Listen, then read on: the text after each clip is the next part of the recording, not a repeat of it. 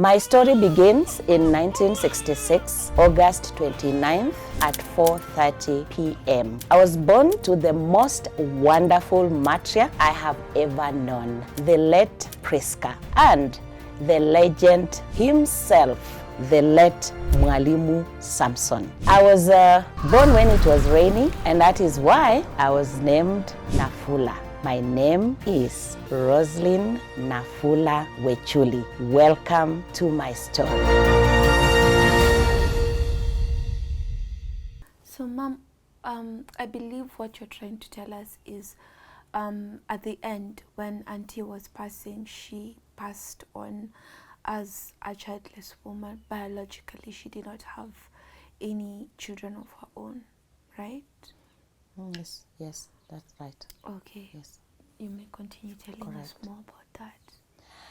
Yeah, and because that is going to form the basis of me explaining actually why I had to come up with it's like kind of a poem. It's kind of a poem just explaining circumstances that partly led to that unfortunate happenings. So the society, in fact, even just before I talk about that song, is yes, my sister didn't have a biological child, and that trauma is actually, and stigma is still going on in our society today. People wanting just to decide what somebody has to do with their life and their bodies. Now, you get married, like you're engaged today, you marry the next day, and the next month the society is already judging you. They expect you to When have are a they child. having children? Yeah. Yes, every day you go to a gathering, you go to church, you go and we are waiting for now junior, we are looking forward to this. You see, the pressure is just too much, and the society has to wake up, because this is not only Doris. There are many families. I have listened to even the generations that have come after Doris, and it's just pathetic. It's not just healthy, because even I remember generation of my mother, even just giving birth to us two girls only, she went through a lot of pressure. Lot of pressure. I will not say what happened after that, but then people will still ask, is wewe ni mzungu, why are you having two children? Unapanga family planning, sijui what, give birth to sons, all that, a lot of stories. So people are having, like, young ladies are going through a lot of such situations. People getting married and not having children is an issue. You even going to adopt, in fact, making even a mistake of even just going to adopt, because I tried hiring a lawyer for my sister just to have someone that can call her mommy around, but it was still ridiculed. Like, no one wanted to listen to that. It's like you are either giving birth or leaving this marriage. You see, she was given, it's like you are conditioned that it has to be their way and not your way. So it brings in a lot of pressure, and my sister went through a lot in her life. I don't want to mention a lot, and that's what prompted me to write the lyrics of the song. Partly, I was grieving. It is, I am in pain, because even as she was preparing me, that transition, that is the time by the way, my sister started grieving kitambo sana, the last moments, because you see, it is very difficult. It is one story when somebody just tells you, I am unwell and I know I'll be well, I'll be okay, come and take me to hospital, and back home she tells you goodbye. But this one wants you to stay with her the longest so that she can prepare you, for her transition. And it was so painful, because I saw what my sister went through. The pressure, me bringing her to Nairobi, to Aga Khan, just having surgeries, because the pressure is too much, and she keeps on even hallucinating. Oh, this month, oh, my sister buy clothes. I could even buy clothes, send them by PSV courier, because she's in hallucination that next month I'm having a baby. It was that bad. My sister reached a level whereby she was not even herself, and it's because of the outside world. And this is a plea to families. Kindly, those are your children, your sisters, even your own, your friend. We have to start treating people as human. We have said it over and over again. If I am not, it's a choice. If I don't want to have children, I can choose to adopt, because even those children in orphanages need motherly love. So for me to come up with that song was partly to I was in pain. I was crying because I knew I was losing. I had tried my best. I had tried every way to just make my sister comfortable. But the moment I'm out of her vicinity, she drifts back to depression, because every day she works, even living with those children, so many children who are not hers in that home, didn't solve anything.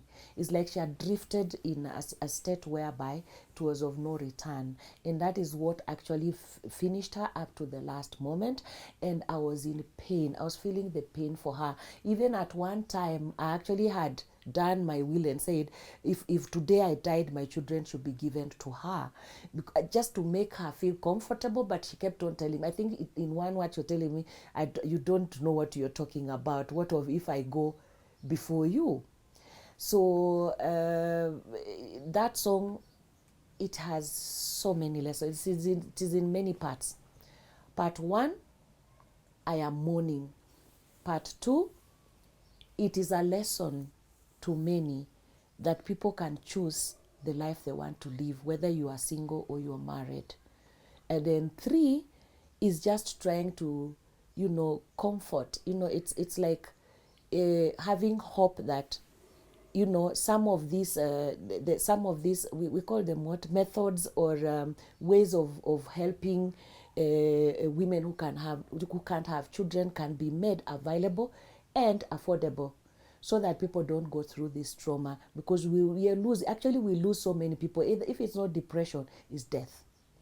So that is why I came up. It's the reason I did that letter. That song is actually a letter, a poem. Yeah, just to shout. I was talking loudly so that the world can hear me and just see what I was going through, the pain for her. Yes, the pain for her.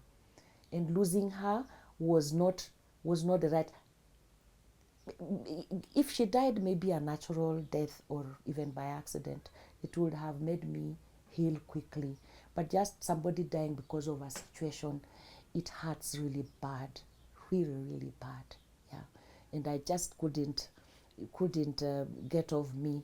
I just had to put ink on paper. Yeah, for many people to listen to it and learn from her situation.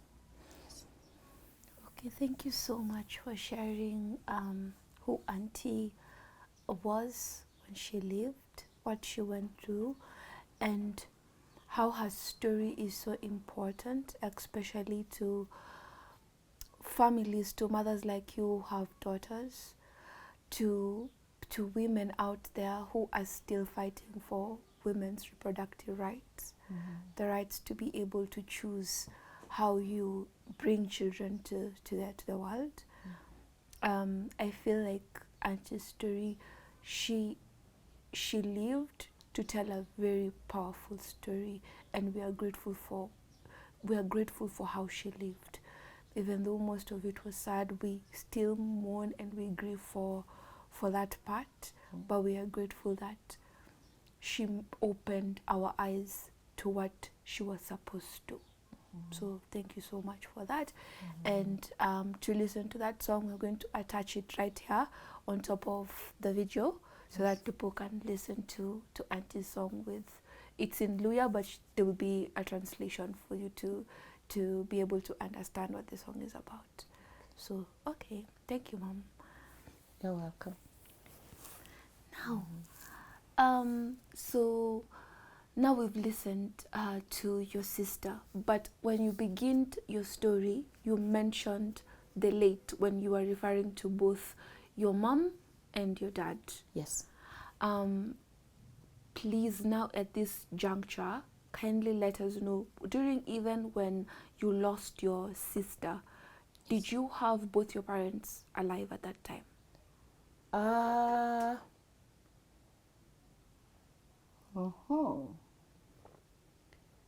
I had no, I had lost my dad. Actually, my dad had passed on a year before, because my dad passed on in 2008 September 29th, and my sister Doris passed on a year after. That is 2009 September 4th. Yes. Yes, but my mom was alive. So when we lost Doris, mom and I, yeah, we were alive. Then at that point, Yes. please now take us through Babu's story. He passed on before Auntie passed on. Yes.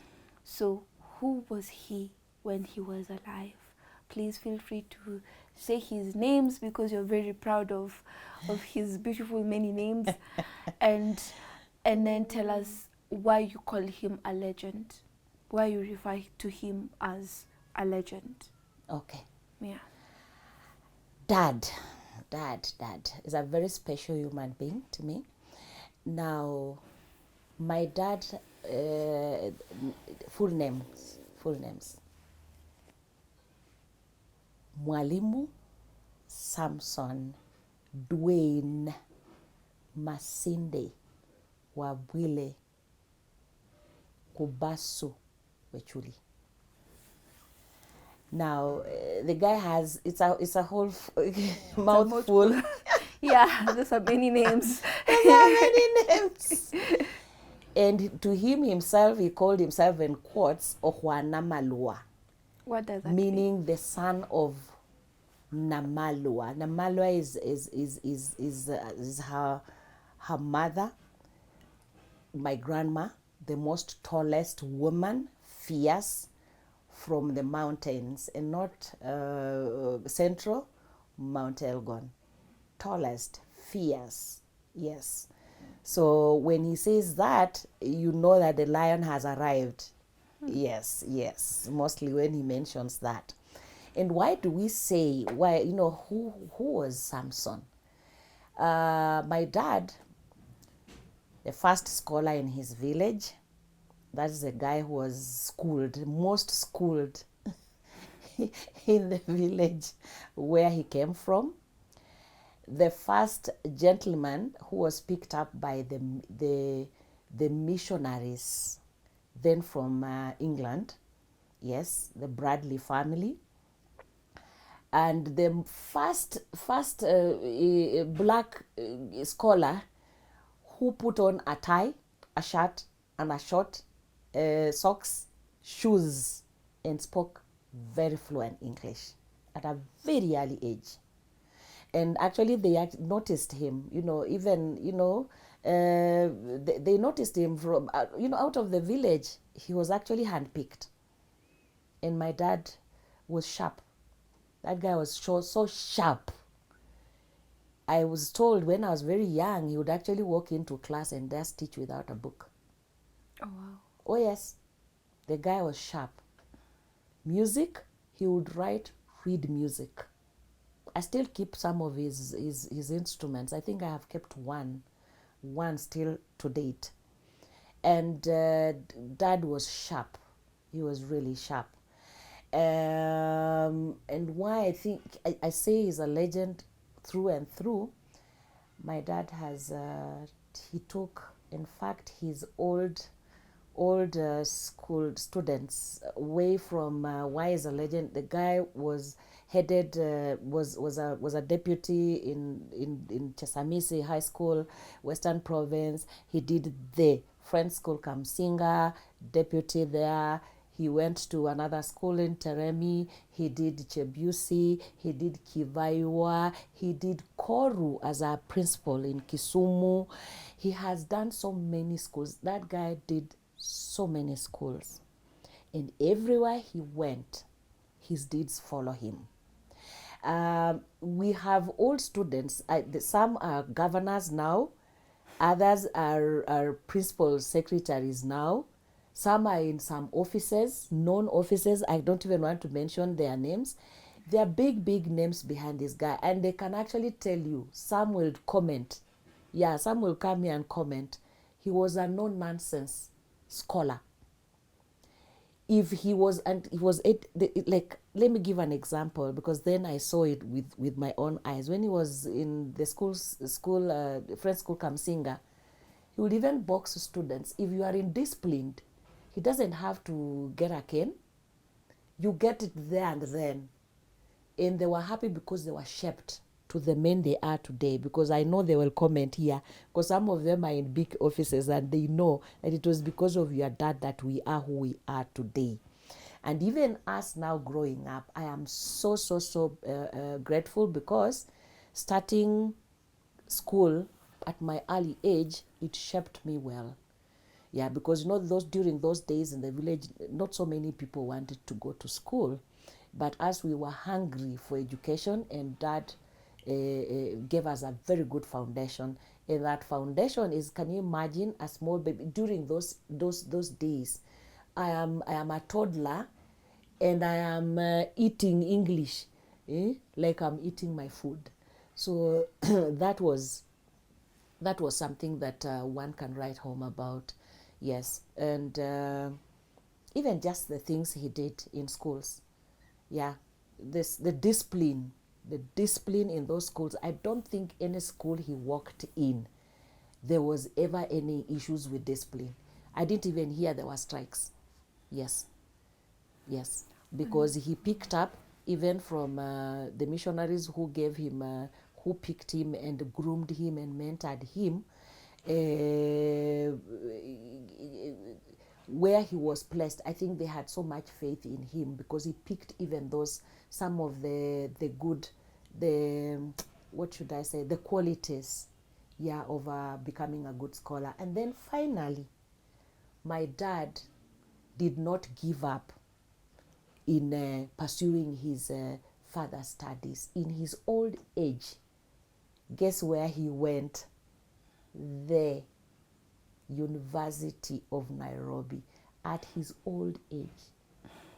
And he graduated with a strong upper second class, until we gave him a nickname. Out of, you see that list, the many names, we added another one in brackets, graduate. That one became his official name, graduate, the graduate. Yes. And in fact, why also he goes down as a legend, just before he wrote his last exam in the University of Nairobi, he was involved in a very grisly road accident around Kabete, just after Limuru, and Dad was in a mess, really mess. We couldn't even get his skull, as in not skull, his it's called what? The skin, the whole head was shaved with mabatis of a shuttle, and in fact, people thought he was dead, and he was returning from home, going to do his last exam at the Nairobi University. So it is just by the will of God that he survived. Somebody just actually said he's dead, lakini wacha tumpeleke tu hospitali. But at Kabete, they saw that he was not dead, so he was transferred to Kenyatta National Hospital. Then he did his last, actually he was being wheeled to his exam room. He did his exams, and actually he passed. And when graduating, he graduated actually still with bandages. So he's a legend. he fought hard and he attained what he needed to attain. And by the time he retired, and finally we lost him, he was still chairing some of the village, they call them what? Board of Governors. Board of? Elders or governors? No, for the schools. Oh, yeah. Yes. BOG. Yes. BOGs. Yes. Yes. He was chairing some of the BOGs. Yeah, you can imagine the faith that these people had in him even in his old age. Yeah. Yeah, so he's a legend.